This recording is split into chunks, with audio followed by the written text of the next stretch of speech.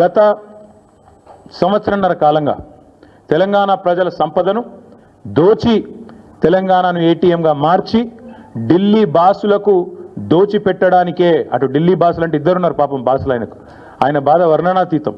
ఒక బాస్ ఏమో official boss Rahul Gandhi గారు, ఇంకొక బాస్ ఏమో అన్అఫీషియల్ బాస్ మోడీ గారు, అమిత్ షా గారు. కాబట్టి అటు ఇటు ఇద్దరిని ప్రసన్నం చేసుకోవడానికి 44 సార్లు ఎక్కే విమానం దిగే విమానం అన్నట్టుగా రేవంత్ రెడ్డి గారి వ్యవహారం నడుస్తూ ఉంది.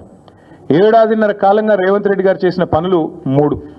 1 బీఆర్ఎస్ పై నిందలు, 2 బిల్డర్లతో కాంట్రాక్టర్లతో దందాలు, 3 ఢిల్లీ బాసులకు వేల కోట్ల చందాలు. మాకు బీఆర్ఎస్ మీదనేమో నిందలు, బిల్డర్లు కాంట్రాక్టర్లతో దందాలు, ఢిల్లీ బాసులకేమో వేల కోట్ల చందాలు. ఇది నిజంగా సిగ్గుచేటు. ఒక ముఖ్యమంత్రిగా ఆనాడు ఎమ్మెల్యేగా అబాస్ పాలైన రేవంత్ రెడ్డి గారికి బుద్ధి వచ్చిందేమో అనుకున్నాం. కానీ కుక్కతోక వంకర అన్నట్టు ఇప్పటికీ అవే అపసవ్యపు పనులు, ఇప్పటికీ అవే అపసవ్యపు కార్యక్రమాలు చేస్తూ తెలంగాణ రాష్ట్ర పరువు జాతీయ స్థాయిలో తీసినందుకు వారిని వెంటనే తొలగించాలని చెప్పి మేము డిమాండ్ చేస్తూ ఉన్నాం. రాహుల్ గాంధీ గారు అన్ని విషయాల్లో మాట్లాడతారు, ప్రతి విషయంలో మాట్లాడతారు. పాకిస్తాన్ గురించి మాట్లాడతారు, బంగ్లాదేశ్ గురించి మాట్లాడతారు, ఇంకేదో మాట్లాడతారు. మరి నేషనల్ హెరాల్డ్ కేసులో మీ ముఖ్యమంత్రి గారిని ఛార్జ్ షీట్లో చేరిస్తే why is Rahul Gandhi not responding? Why is he not talking? Why is Mr. Rahul Gandhi silent on this issue? Please respond.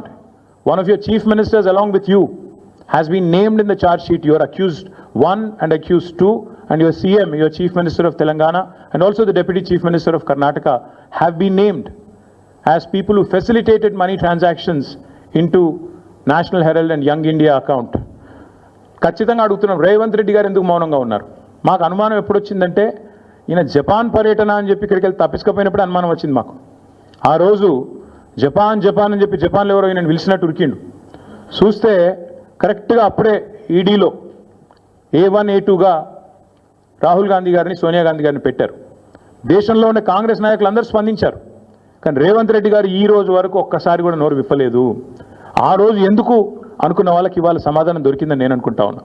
ఎందుకంటే రేవంత్ రెడ్డి గారికి తెలుసు ఈ కేసులో ఆయన కూడా ఉన్నాడు, సహజంగానే ప్రభుత్వంలో ఉన్నాడు కాబట్టి ఇంటెలిజెన్స్ వ్యవస్థ ఉంటుంది కాబట్టి ఆయనకు సమాచారం ఉంది ఈ కేసులో మీరు కూడా ఉండబోతున్నారు అని చెబితే అప్పటి నుంచి ఇప్పటి వరకు నోరు తెరవలేదు. తెరవకపోగా ఢిల్లీ పెద్దలను ప్రసన్నం చేసుకోవడానికి, అక్కడ ఉండే మంత్రులను కాకాబట్టడానికి, మోడీ గారిని, అమిత్ షా గారిని ప్రసన్నం చేసుకోవడానికి, బీజేపీతో మరి ఏదో రకంగా ఒక ఒప్పందం కుదుర్చుకొని ముందుకు పోవడానికి ఆయన మౌనంగా ఈరోజు మౌనంగా ఉండి తప్పించుకునే ప్రయత్నం చేస్తూ ఉన్నారు.